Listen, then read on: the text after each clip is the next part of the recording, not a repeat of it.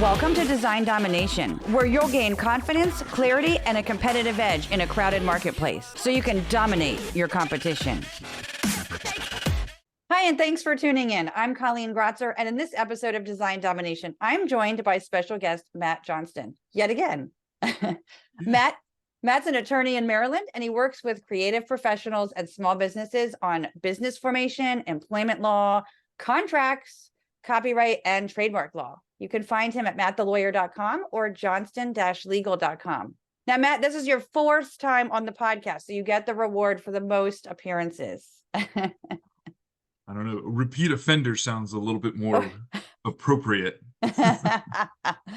We've talked about contracts. We've talked about copyright and trademarking. We've talked about plagiarism. And today we're going to talk about legal terms, specifically with Adobe's recent fiasco with its terms of use changes, which has designers in an uproar. But first, I wanted to ask you, what's your favorite thing about summer, since it's, technically we're almost in summer, and hey, it's going to be like 92 degrees today. Well, I actually, what I miss is the beach. I grew up in Florida, so the beach was like 45 minutes away. Oh, so jealous. But I do like, our neighborhood has a pool that is really nice. So I enjoy that. I'm a big soccer fan. Mm-hmm. And so basically at this time of the year, the only thing around is Major League Soccer. So the US League and things like that. So yeah, that's kind of the things that I really enjoy about the summer. But yeah, the pool is always nice. Yeah. I don't think I knew, or if I did, I forgot that you were from Florida. Where in Florida? Yeah, I grew up just outside of Jacksonville, a town called Orange Park. Okay. Although I probably wouldn't call it a town now. It's about the size of Frederick. Yeah, it's my father got stationed in Jacksonville when I was 5, and we were just very lucky to be able to stay there until I enlisted in the Navy. So yeah, it was great. It was a great place to live, and it's a great place to visit. My brother still lives down there. My mom still lives down there. So yeah. Oh wow. Well, I almost went to college in St. Augustine at Flagler. At Flagler? Yes, very small school.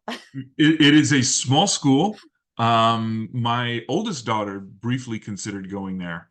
Oh my God, it's so beautiful. Yeah, it's a gorgeous place. If for those of you who are listening, watching, if you haven't been to St. Augustine, go. It's a curious mix of crazy, touristy stuff, but the kind of the local vibe is really cool as well. So yeah. Oh, cool. Yeah, tell her she should go. Well, she's done. My oldest has graduated now. Okay. Yeah. That's how long we've known each other. When we started off, they were both in high school, but yeah. Oh, wow. That's funny. Okay. So now my other question, I have to ask this question for this episode. Okay. As a lawyer, do you read all the terms of use and service on all the software and everything that you use, or? No. Let's be honest. No, I mean, it's typically, 15, 20, 30 pages. Yeah, I'm cognizant of the fact that that's, a tad hypocritical as an attorney, but when I'm purchasing software, or where I'm using something, if I'm worried about where the data is going to go, I worry about that. Like my practice management software that I use, I read that very carefully because I needed to make sure that client data, the credit card data, things like that were secure, and things of that nature. But like, I use Adobe Acrobat. Did I read all of the terms and services? No. But I do. One of the things that we'll talk about, I'm sure, is I don't store anything on the Adobe cloud, period. It's, I use the software, but I never save it to the cloud. It stays either on my desktop or it stays in the practice management software. So yeah, but no, I don't read it all. And I dare you to find a lawyer who does. Oh, really? So, okay. All right. I mean, I usually read the fine print, but stuff like this, I don't. So, all right. So in case anybody's not aware of what's going on with Adobe and the terms of use and the uproar surrounding it, I just want to start off by explaining it a little bit. And so, Adobe like published some terms of use on February 17th of this year. And so I don't know like the whole thing of what transpired between February 17th until like, a few days ago when people started going crazy. But so one of the sections in their terms of use is 2.2, and it's called our access to your content. And they say we may access, view, or listen to your content defined in section 4.1 content below through both automated and manual methods, but only in limited ways and only as permitted by law. Okay, so then they reference 4.1 content. Well, that says content means any text, information, communication, or material such as audio files, video files, electronic documents, or images that you upload, import into, embed for use by, or create using the services and software. We reserve the right, but do not have the obligation to remove content or restrict access to content, services, and software if any of your content is found to be in violation of the terms. Okay, so I didn't read both of them in their entirety, but so designers are like, you can see this all over Twitter, especially designers are all over Twitter saying they're done with Adobe. They can't trust them anymore. They're so sick and tired of this. Some designers have said they can't even talk to customer support or even uninstall Photoshop unless they agree to these terms, and they don't want to. So, I mean, we've got like the tweet I looked at yesterday had 426,000 views, 796 comments, and 420 retweets. So it's been going crazy. And then, so more recently from February, when they updated the terms, they said in a June 6th post, given the explosion of generative AI and our commitment to responsible innovation, we have added more human moderation to our content submissions review processes. And then they show the edits that were made to the terms, right? They've got stuff like striked out. And then they say, to be clear, Adobe requires a limited license to access content solely for the purpose of operating or improving the services and software, and to enforce our terms and comply with the law, such as to protect against abusive content. And then they said they don't train Firefly Gen AI models on customer content, and they will never assume ownership of a customer's work. So you're here to help us break this down. Sure. So I think the first thing that you have to, whenever you're looking at a terms of service, you have to look at the thing as an entirety, as a whole. So there's lots of things that are in there that you may not like it, but you've been operating on those terms for the entire thing. So, a contract, if you ever got to a situation where you could sue Adobe, and you can't do a class action, you waive that in the terms of service. You waive a class action lawsuit. Really? Yeah, that's pretty standard. And they want you to go to arbitration and all this other stuff. But leaving all of that aside, you have to read the whole contract.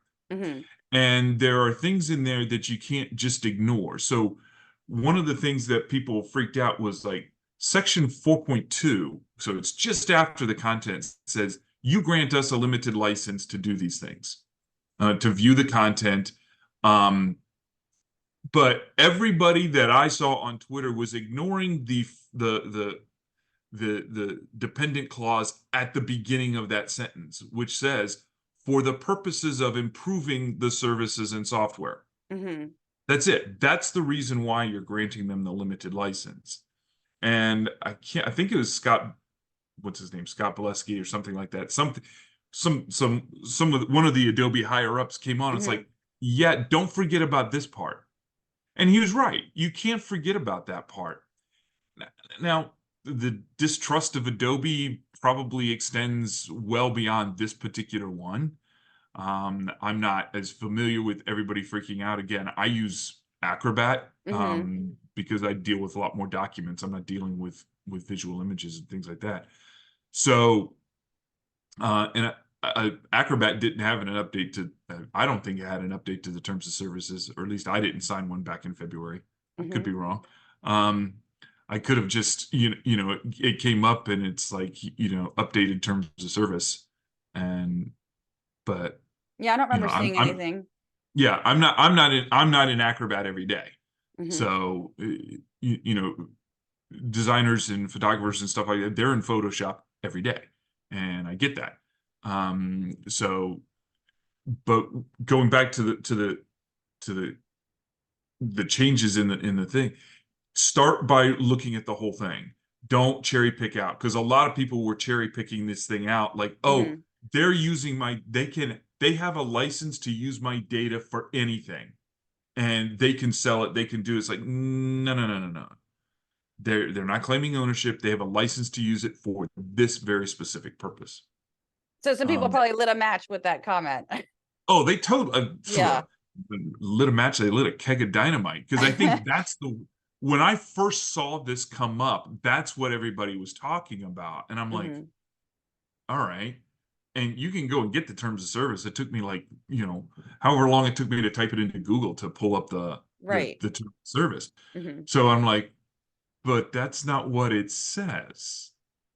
It says it's for this very explicit purpose. And people are like, well, they don't have to do it with that purpose.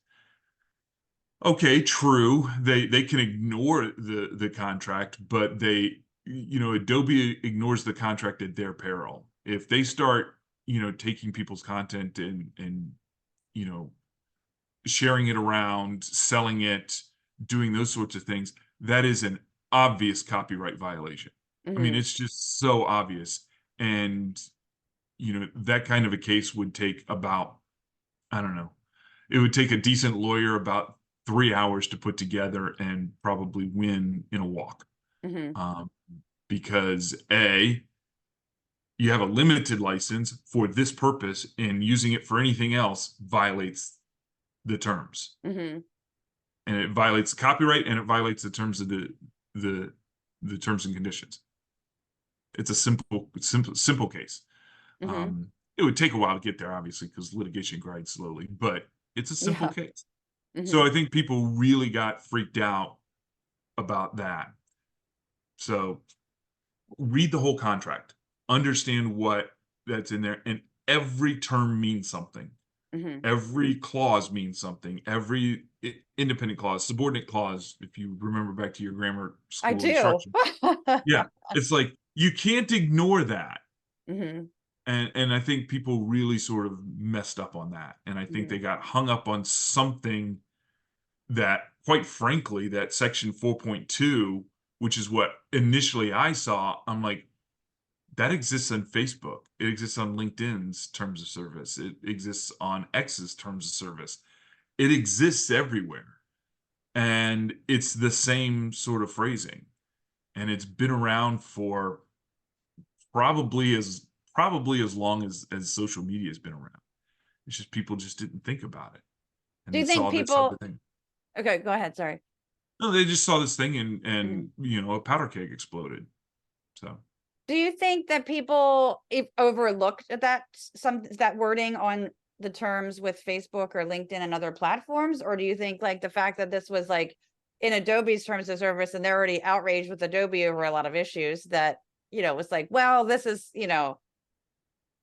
I think it's a combination of both. I think I understand within the design community that Adobe is not, you know they've become the big bad. And mhm, just watching sort of what's happening, in terms of mergers and acquisitions out in the public, Adobe buys up a lot of small creative software services and things like this. mhm, And they do that. And, okay, you're upset about that. Fine, I hear you, but you then have ignored these same terms and other terms of services, or you didn't read them, let's be honest. And then somehow something viral caught on. And I don't know where it was. I don't know specifically what it was, because mhm. neither you nor I have the time to do the detective work for it. But um and it just sort of spun out without anybody truly realizing what everything meant. Mhm, It was like, I don't like Adobe. There's this terms that somebody's saying that they can use my data, in my designs, and I've given them the power to use my stuff whenever, however they want. mhm, And you just take this sort of, I don't like Adobe. I don't like the fact that I can't really do anything about it. And now this, and then it's just like an explosion of people just getting super ticked off. So Well, so you said the whole contract matters, but a lot of contracts, my contracts that you helped me with, they have like, I think it's the severability clause, right? Where it says like, if there's any clause in here that's deemed to be like illegal or whatever, then mhm. the rest of the contract is still valid. Is that right? Am I That it's, explaining that yeah, right? that's usually what a severability clause says. Yeah. Okay, so you're saying the whole contract matters, so you can't really cherry pick, but how does severability affect that? So what severability is let's assume for a moment that there's a clause in there that says they have a limited license to do what everybody feared that they could do. Mm-hmm. All right. But that violates the law. Okay. If they were taking actions that violated the law, copyright law or something Mm-hmm. like that, um, then a court, in theory, could strike out that one provision, but the rest of the contract still works. I'll be honest with you, it would have to, I don't think a court would take a look at this and just pull that one part out. It's an important part of the entire sort of how they operate in order to Mm-hmm. improve their services. And I don't think a court could pull that one out and still be able to save the rest of the contract. Mm-hmm. I think a court would go, I can't sever that out, so I'm invalidating the whole contract. Mm. Um, Interesting. so, but you also get into things, Adobe is an international corporation. Mm-hmm. They operate literally all over the world. Something that's legal here in the US might not be legal, particularly might not be legal in Europe with their GDPR, the General Mm-hmm. Data Protection Regulation, and a few other things. They might not be able to operate like that in Europe. And so the severability clause exists in there in order to protect for small things. But this is the terms of service for the entire software. And Mm-hmm. I think a court would have a hard time saying, well, this limited license thing, yeah, that's bad. We're going to take that out. Okay.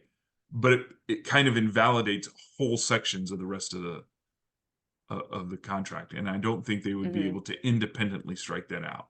Mm-hmm. Could somebody creative come up with it? Sure. But, courts are not generally they're not generally inclined to edit a contract. That's not their job. Their Right. job is to interpret it. Mm-hmm. Um, and so a severability clause came up because in some states judges do have that right to what's called blue line or blue Mm. pencil a contract.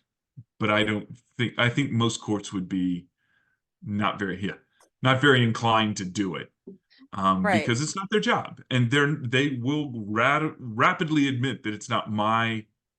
They may know contracts and they could probably talk for hours about contracts, Mm-hmm. but they don't know software, Mm-hmm. so they're not going to try to interject there's things in there.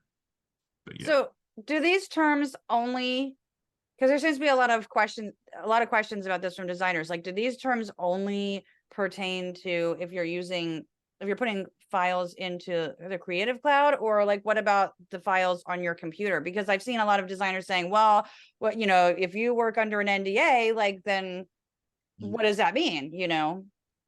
I think I think people are. I think they are looking for. They're looking for a conspiracy Mm-hmm. that, oh my gosh, if I open up a file using Photoshop or some other thing, and I'm working using the software, then I save it on my local drive, that Adobe can somehow reach in and get that. Could they? Sure, the technology. I Yeah. mean, hacking happens. We all know that. If they did that, that would be a violation of several federal laws, Mm-hmm. several federal cyber laws and things like that to reach into your hard drive to do it. Now, if you have material that is subject to an NDA and you're saving it on the cloud, you're running a massive risk. I mean, that's just a security risk in and of itself. Mm-hmm. Um, like I work with patent attorneys and things like that. If they're doing, and they have, images and things like that that they have to create or manipulate or deal with, none of them would ever save it on a cloud-based server, because if that becomes public, the patent is ruined. Mm-hmm. You've invalidated the patent, and that's massive expense and things like that. So if you've got stuff that's subject to an NDA, don't store it on the cloud, and have reasonable protections on your, your laptop, or the servers in your firm, or what have you. Have reasonable security. Adobe is not going to reach in to somebody's hard drive or into your server and get it. Could it happen? Yes. Would it happen? Not through Adobe. I don't think that they would do it. I think there's a bunch of lawyers that are sitting around going, don't do that. Don't do that. No, don't do that. No, you can't access somebody's hard drive. I mean, and, probably a bunch of lawyers pulling out their hair. I'm sure the Adobe legal team was like, you people don't get it. But what do I know? And this is also, you've talked with me on the podcast before about having plain English contracts. It's like the contracts are always written for other lawyers to look at instead of for like the end user. And it's like some of this, could have been maybe clarified a bit better in plain English. And yeah, and I think Adobe has owned up to that. It's like, we didn't really write this very well. Well, true, you didn't. And I think they could have done a better job writing it, and I think they should have done a much better job rolling it out. But I don't think, it's not super legalese, but it's also right. not written in a way that the average non-legal business person is going to be able to Right. go, okay, I know exactly what that means. Because it would have been very simple to say, we don't use this data to train our AIs. We don't use this data to do, it never leaves our in-house, and we're never going to license it out to somebody else.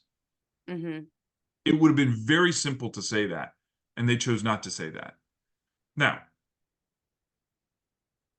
could that, if I were advising Adobe, I'd be like, you need to make sure that the 22-year-old junior designer at a firm understands what this means.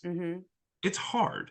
It's hard to write like that, particularly when you've got decades of experience writing legal contracts and things like that. It's very hard to change your mindset about language.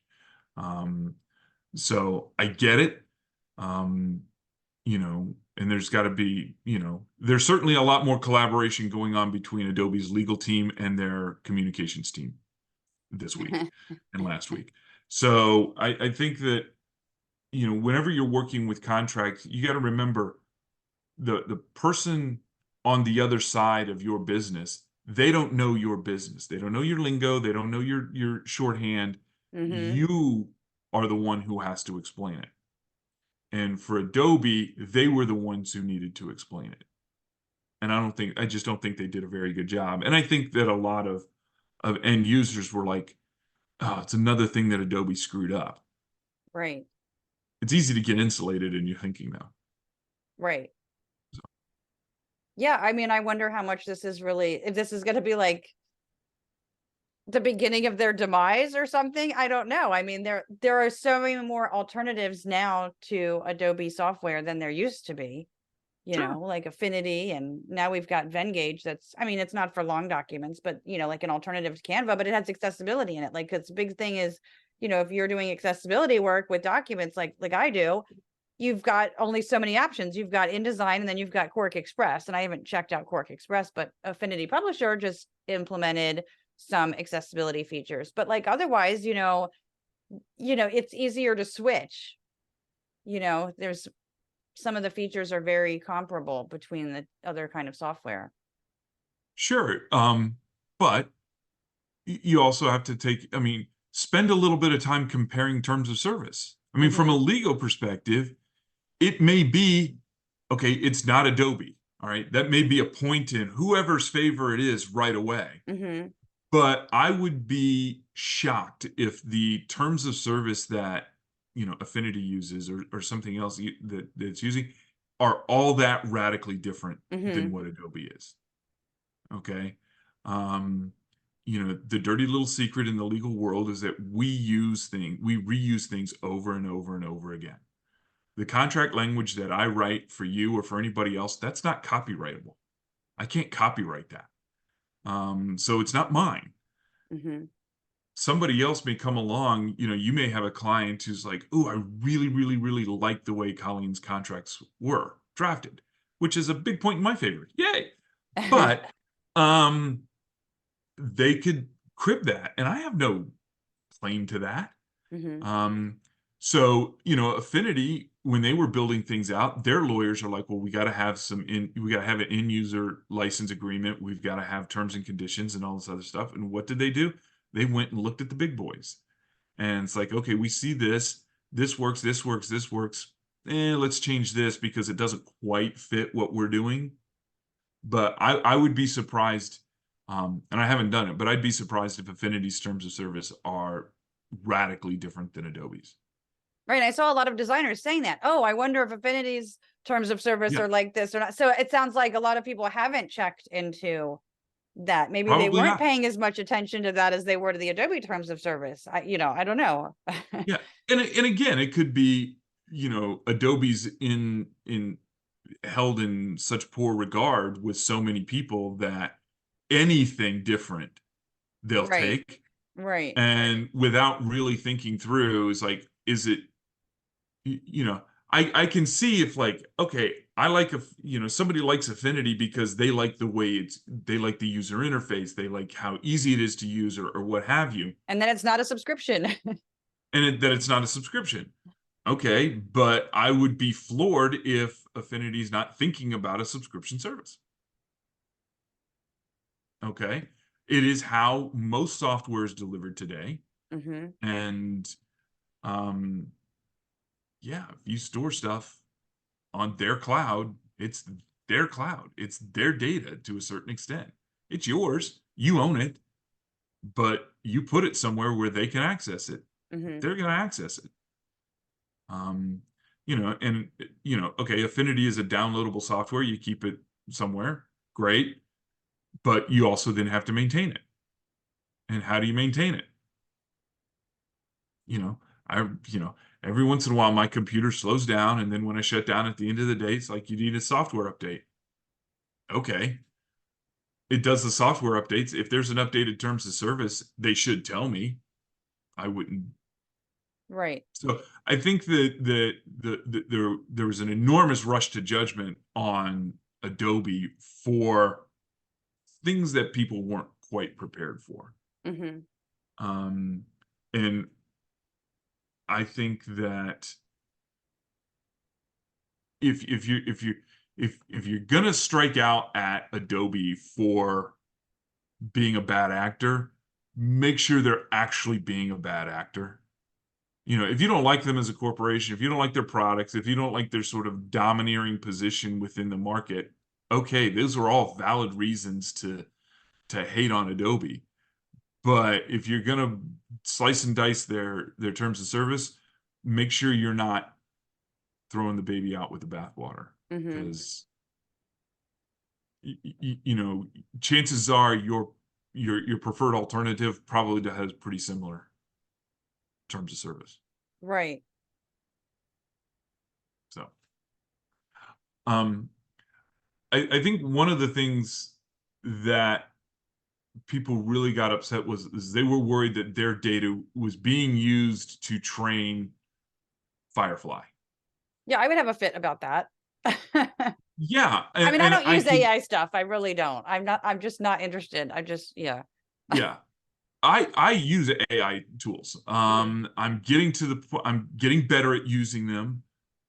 There's certainly some valuable things for it to do. One of the softwares that I use helps me do legal research, Mhm. and legal research takes an enormous amount of time. I can't even Now, imagine. I'm Yeah. Yeah, I'm very careful. It's like, okay, the AI pulls various sorts of things based upon the information that I give it. I Hmm. go and check those cases, but I didn't have to do all of the work to literally find and identify those Hmm. cases. And sometimes those cases lead me down a different rabbit hole, which is fine. That's part of the legal research. Hmm. Um, but the data that AI is being trained on is publicly available data. So it's different in my world. And I can see where people are very up in arms about their concern that Adobe was using their data to train the AIs. Okay, that's a legitimate complaint, but that's not what was included in the update. The update says we can use it so we can improve our software and services. Okay. It didn't say anything about using it to train the Firefly AI. And that's where Adobe screwed up because all they had to do is put in there, it's like to improve our software and services, such as this product that you are using right now, whether that's Photoshop or what have you. Um, they could have just as easily put in there, we don't use your data to train the AI. How hard would that have been? And it's not. And I think that's the lesson that Adobe learned. But by the same token, I think a lot of people need to step back and say, okay, this isn't new language. They've been able to do this for quite some time. Hmm. Um, So they're supposed to come out with an update on June 18th. So do you have yep. any ideas of what you think they might update? I don't think I think that they're going to add some clarifications into the language Hmm. that says, okay, yes, you have to grant us a limited license, but this is exactly what we're going to be using the limited license for. So I think they'll clear up what that limited license is going to be. And I think they're going to explain a little bit more what automated, review means. Hmm. Um, so social media platforms like Facebook or Twitter or LinkedIn and things like that, they have content review policies and stuff like that, and they'll pull down things. There's Digital Millennium Copyright Act stuff that happens. So that's typically run by humans, but for, protecting against, abusive materials and things like that, it's automated, it's programmed, it's machine learning, Hmm. so which is just a different type of AI. And maybe they will have a situation where, okay, we're going to flag this a little bit differently or a little bit better. But I think Adobe is going to be a little bit more transparent about what they're doing with the data. Um, at least that's what I would be advising them. I advise clients all the time. Sometimes a little bit of why in your contract goes a long way. That's a great point. But this is why I need this information, and this is what I'm going to be using it for. And I think maybe Adobe's going to learn that lesson this time. We'll see. It's supposed to come out tomorrow. Who knows? Maybe we'll be back talking about their screw ups. Don't I know. know, right. I was just thinking that we might be updating the episode right before we put it out. So I think that the the other thing that Adobe could be doing a little bit better is, in addition to explaining the why, is maybe explain a little bit more about the security that goes into things that are stored on their cloud. Mm. Um, like I said, I would never put any client data on the cloud. I just think I that don't. yeah, I, I I I never think use it. that's yeah, I think that's just too big a risk, particularly if you're subject to an NDA. And a lot of Or it's government some work. Yeah. Yeah. Um, but I think they may need to explain that a little bit better, and I think they may have learned that lesson. Um, Albeit I don't think it's a lesson they necessarily. I think they stepped in it a little bit. I think they could have done better, but at the end of the day, it's not wrong. It's business, and they're trying to improve their products and services. They're in a highly competitive environment, and they're already in bad regard with so much of the community. I think that I think they may have been like a lot of large corporations that kind of took their customers for granted a little bit. Just a little. Just a little. So it takes a while to get through all of that, and mistakes are made. But hopefully when it comes to rolling out the new license agreements or the corrections or whatever they're going to do, there's going to be a lot more transparency.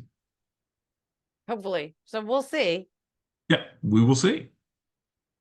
All right. Well, thanks so much for coming back yet again on the podcast. You're welcome. Talk about this, and be sure to like. So am I like the leader of all of your repeat offenders? Like I've been here more than anybody else? Oh yes. Oh yes, by far. Yes. Okay. You're the leader of the repeat offenders. Yes. I feel so much better. And I may get a call later this week saying, hey, let's update this. So. Right. I dub you the leader of the repeat offenders. Okay. All right. Be sure to like, share, and subscribe if this was helpful to you. If this content was helpful, you can support the podcast by buying me a coffee. It might actually end up being a glass of wine or some tea, but you can go to buymeacoffee.com/creativeboost.